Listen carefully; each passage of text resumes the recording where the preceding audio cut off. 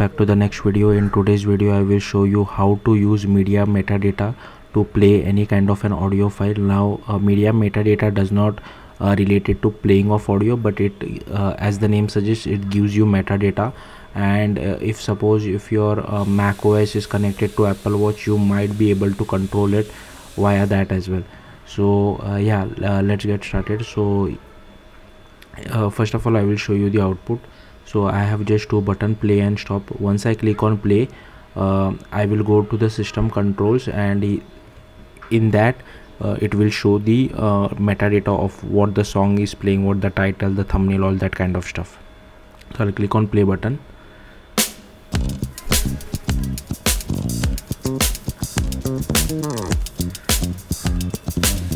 So as you can see, I can stop it from over here as well as you can see all the metadata which is present, like this title, the description, as well as the thumbnail for the audio.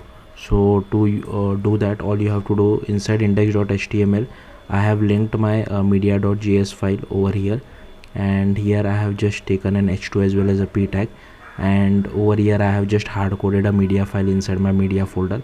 So here I have just taken the audio HTML tag and two buttons for playing and stopping the audio.